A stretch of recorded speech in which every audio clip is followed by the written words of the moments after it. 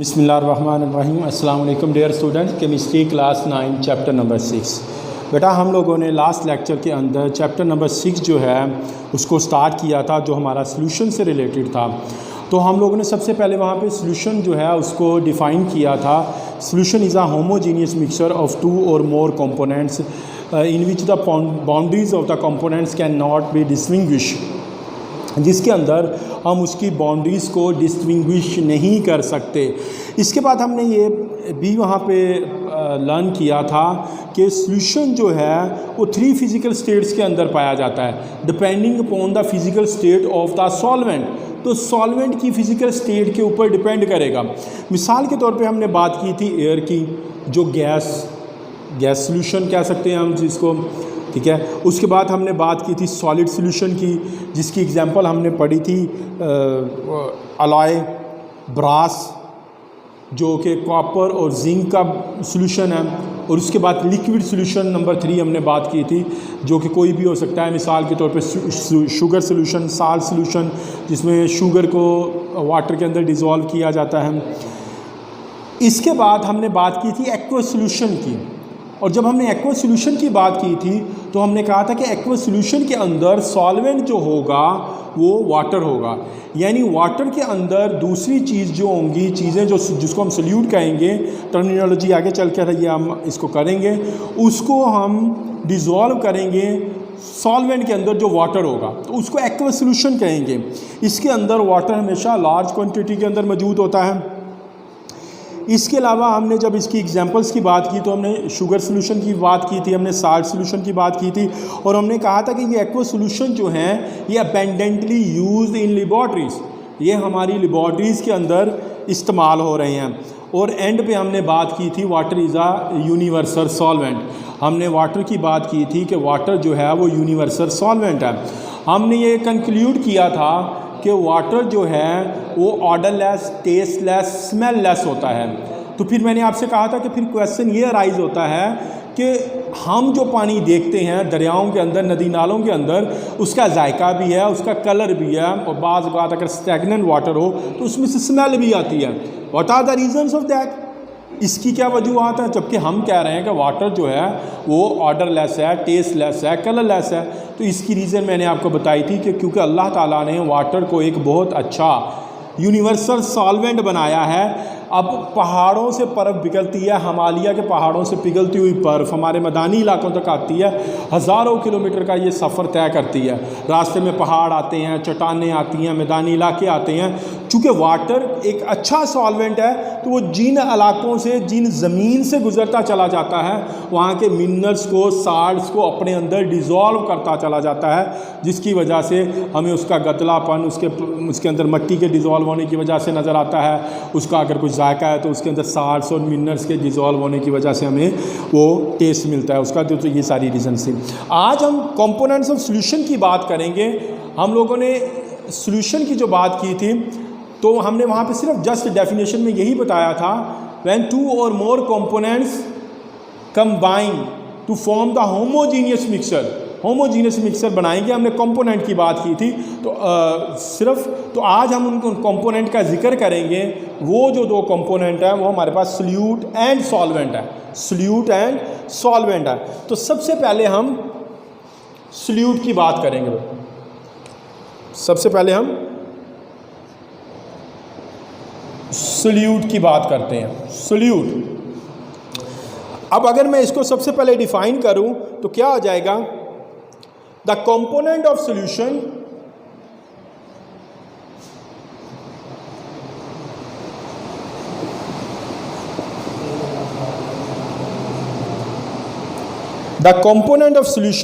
which is present in smaller quantity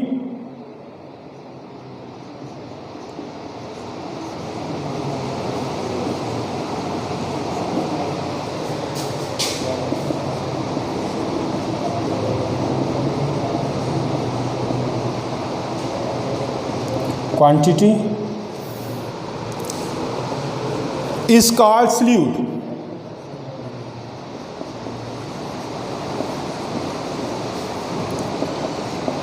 The component of solution which is present in smaller quantity is called solute. उसको हम salute कहेंगे जो smaller quantity के अंदर हमारे पास मौजूद होगा, जो स्मॉलर क्वांटिटी में हमारे पास मौजूद होगा इज कॉल्ड सल्यूट, उसको हम सल्यूट कहेंगे। यानी सॉल्यूशन का ऐसा कंपोनेंट जो हमारे पास स्मॉल अमाउंट में मौजूद होगा उसको हम सल्यूट कहेंगे। इसको हम इस तरह भी डिफाइन कर सकते हैं,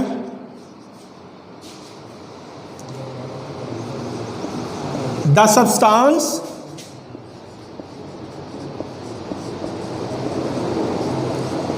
which dissolve in solvent is called solute। ऐसी सब्सटेंस, ऐसी चीज जो कि सॉल्वेंट के अंदर डिसॉल्व होगी उसको हम कहेंगे कि ये क्या है हमारे पास, ये सल्यूट है। ये क्या है हमारे पास, सल्यूट है। Solute is dissolved in a solvent to make solution, ठीक है ना। A solute is dissolved in solvent to make solution. Solute जो होगा वो सॉल्वेंट के अंदर डिसॉल्व होगा सॉल्यूशन बनाने के लिए। क्या होगा, सॉल्यूशन बनाने के लिए उसके अंदर डिसॉल्व होगा। अब मैं इसको एक बार फिर रिपीट करता हूं, the components of solution which is present in smaller quantity is called solute. यानी सॉल्यूशन बनाने के लिए जो कंपोनेंट हमें कम मिकदार के अंदर चाहिए होगा उसको हम कहेंगे कि ये हमारे पास क्या है, सल्यूट है। या इसकी दूसरी डेफिनेशन है जो आपकी बुक में मौजूद नहीं है, the substance which dissolve in solvent. ऐसी चीज़ जो सॉल्वेंट के अंदर डिसॉल्व हो जाएगी, the substance which dissolve in solvent, ऐसी चीज़ जो सॉल्वेंट के अंदर हल हो जाएगी इज कॉल्ड सल्यूट। उसको हम सल्यूट कहेंगे। सॉल्यूशन के बनने के लिए, to make a solution, solute is dissolved in solvent to make solution. Solution के बनाने के लिए सल्यूट को सॉल्वेंट के अंदर डिसॉल्व होना पड़ेगा। यानी सल्यूट जो है वो सॉल्वेंट के अंदर डिसॉल्व होगा तो सॉल्यूशन बनेगा। अब हम इसकी एग्जांपल्स की बात करते हैं तो हमारे पास जो एग्जांपल्स हैं इसकी वह साल्ट सॉल्यूशन।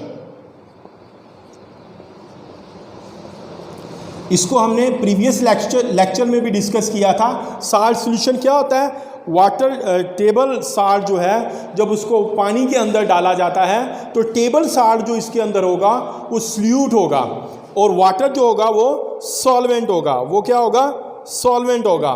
तो इसमें इसका सॉल्यूशन जब बनाया जाएगा तो मैं इसको यहाँ पे कैटेगराइज कर देता हूँ। साल्ट जो होगा वो हमारे पास सल्यूट होगा, वो हमारे पास क्या होगा, सल्यूट होगा। और साल्ट वाटर के अंदर डिसॉल्व होगा और वाटर हमारे पास क्या होगा, वो हमारे पास सॉल्वेंट होगा। वो हमारे पास क्या होगा, सॉल्वेंट होगा। यानी जब हम साल्ट सॉल्यूशन को प्रिपेयर करेंगे तो हमारे पास दो कंपोनेंट्स होंगे, साल्ट एंड वाटर। इन दोनों कंपोनेंट्स में से साल्ट जो है वो हमारे पास सल्यूट होगा, स्मॉलर अमाउंट के अंदर होगा, और सॉल्वेंट जो है वो वाटर होगा। यानी solute dissolve in solvent to make the solution. Solute जो होगा वो सॉल्वेंट के अंदर डिसॉल्व होगा और हमारे पास सॉल्यूशन बनेगा। हमारे पास क्या बनेगा, सॉल्यूशन बनेगा। मोर देन वन सल्यूट्स में be present in solution. More than one solutes may be present in solvent। यानी सॉल्वेंट एक ही होगा, सॉल्यूट्स की मिकदार ज़्यादा हो सकती है, सॉल्यूट की मिकदार ज़्यादा हो सकती है।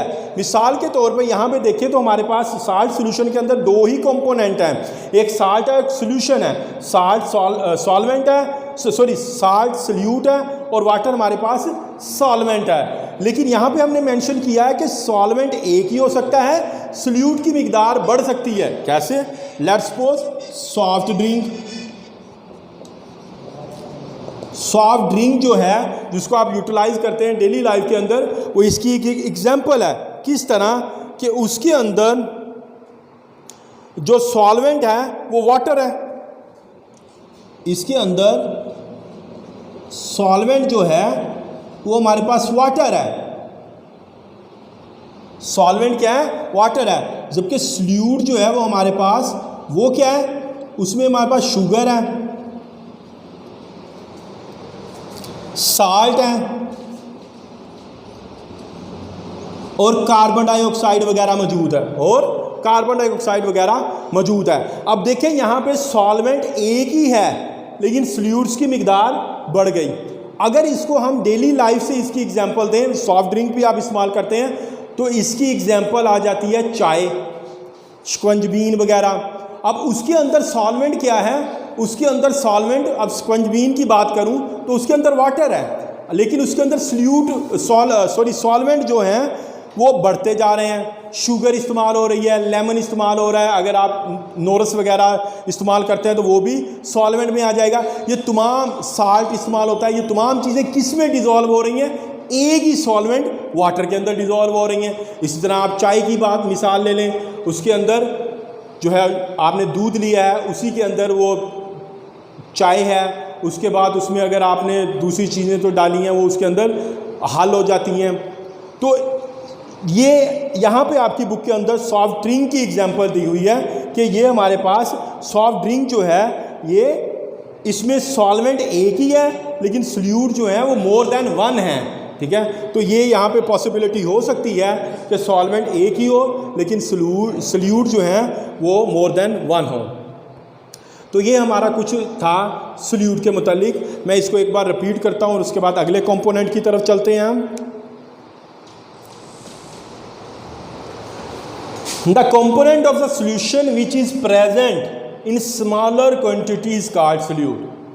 ऐसा कंपोनेंट जो कम मिकदार के अंदर, थोड़ी मिकदार सोल्यूशन में कम मिकदार के अंदर मौजूद होगा, उसको हम कहेंगे कि ये हमारे पास क्या है, इट इज़ सोल्यूट, ये हमारे पास सोल्यूट है। और इसकी सेकंड डेफिनेशन है the substance which is dissolved in solvent. ऐसी सब्सटेंस जो सॉल्वेंट के अंदर डिजॉल्व हो जाएगी इस कॉल्ड सोल्यूट, उसको हम सोल्यूट कहेंगे। उसको हम क्या कहेंगे, सोल्यूट कहेंगे। अब सोल्यूट का सॉल्वेंट के अंदर डिजॉल्व होकर होता है तो हमारे पास मिक्सचर बनता है। A solute is dissolved in a solvent to make solution. वो हमारे पास सोल्यूशन बनाएगा, यानी सोल्यूशन बनने के लिए सोल्यूट का सॉल्वेंट के अंदर डिजॉल्व होना ज़रूरी है। इसके बाद हमने इसकी एग्जाम्पल की बात की तो हमने कहा कि हमारे पास एग्जाम्पल जो है वो साल्ट सोल्यूशन है।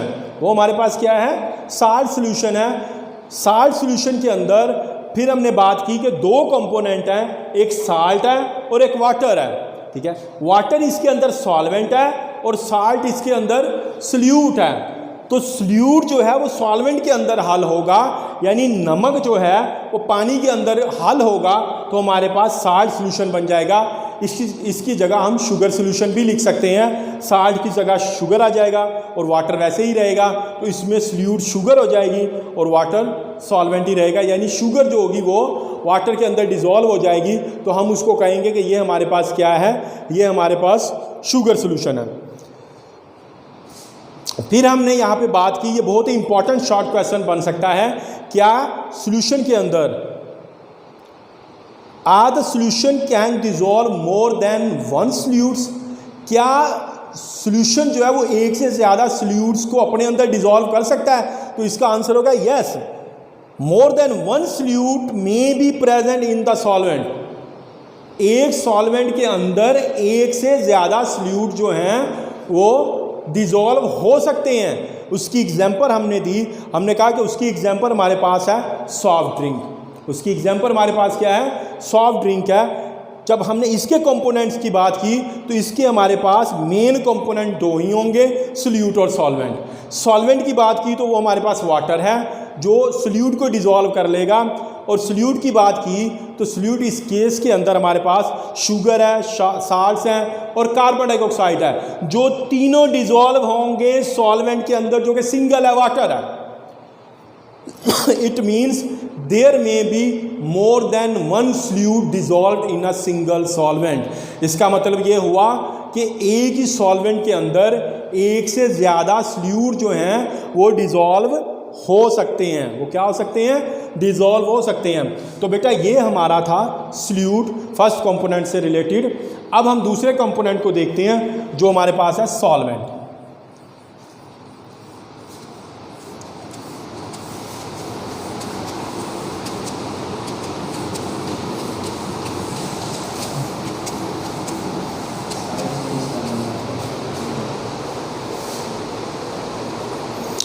Next component of the solution is solvent.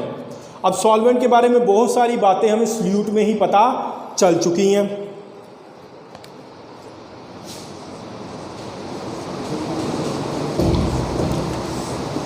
सबसे पहले इसी तरह मैं इसको डिफाइन करूंगा। The component which is present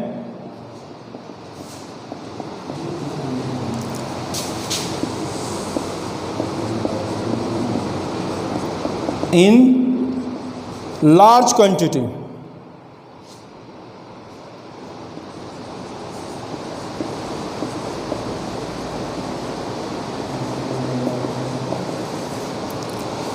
is called solvent।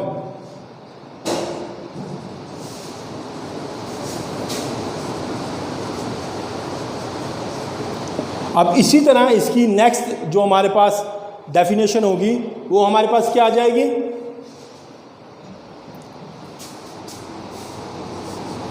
The substance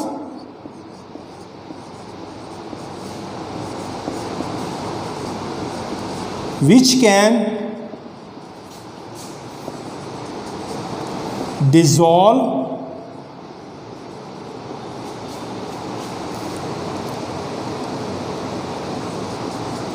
an other substance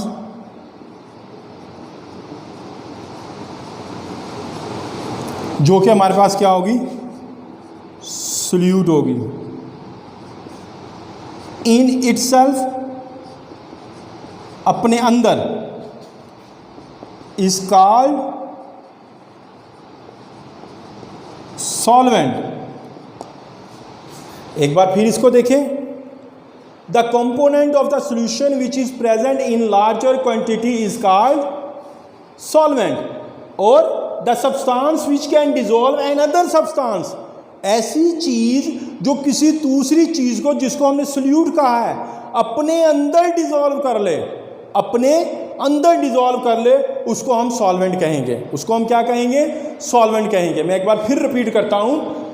the substance which can dissolve another substance solute in itself, अपने अंदर उसको डिजोल्व कर ले, ऐसी सब्सटेंस जो किसी दूसरी चीज को अपने अंदर डिजोल्व कर ले, इज कॉल्ड सॉल्वेंट। उसको हम सॉल्वेंट कहेंगे। उसको हम क्या कहेंगे? सॉल्वेंट कहेंगे। ठीक है ना? To make a solution,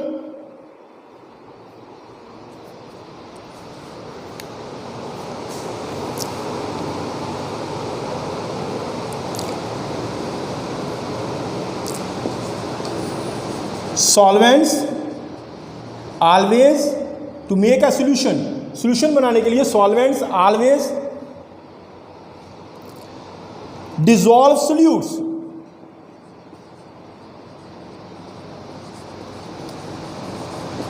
solution बनाने के लिए सॉल्वेंट्स हमेशा, जैसे हमने पिछले आर्टिकल में पढ़ा था कि solutes will dissolve, solute will dissolve in solvent to make a solution. तो यहां पे क्या होगा? To make a solution solvents will dissolve solutes.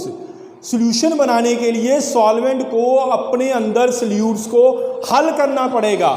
जब वो उनको अपने अंदर हल कर लेगा तो सॉल्यूशन बनेगा। तो क्या होगा बा? हमारे पास सॉल्यूशन बनेगा। अब जो सॉल्यूशन है, सॉल्यूशन के अंदर more than 2 substances are present. अगर किसी सॉल्यूशन के अंदर 2 से ज़्यादा चीज़ें मौजूद होंगी, in a solution, if more than 2 substances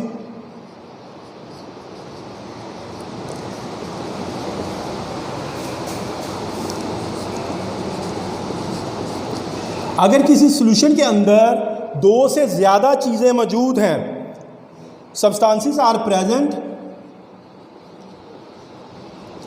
तो क्या होगा? One substance acts as solvent.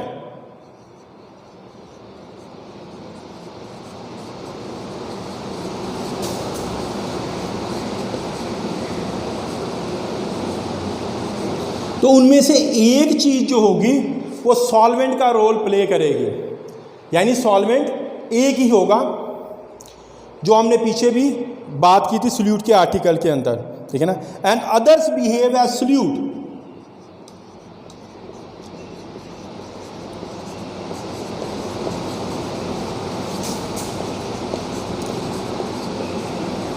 और बाकी जो होंगी वो हमारे पास सोल्यूट का काम करेंगी।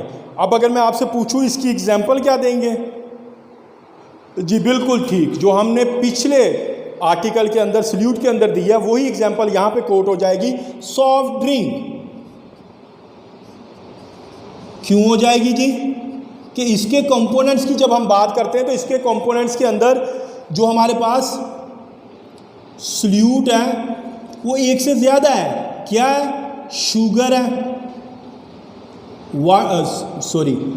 साल्ट्स हैं और कार्बन डाइऑक्साइड है। जबकि सॉल्वेंट के अंदर क्या है?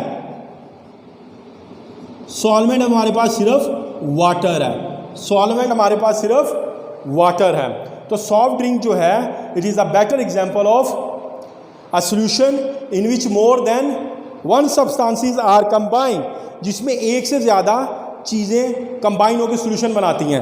अब यहाँ पे जो डेफिनेशन के बाद याद रखने वाली बात यह है वो ये है कि अगर किसी सॉल्यूशन के अंदर एक से ज़्यादा चीज़ें होंगी, जैसे मैंने आपको स्पंज बीन की मिसाल भी दी, एग्जांपल दी मैंने आपको, अगर किसी सॉल्यूशन के अंदर एक से ज़्यादा चीज़ें मौजूद होंगी तो उसमें से एक चीज़, एक सब्सटेंस जो होगी वो सॉल्वेंट का रोल प्ले करेगी।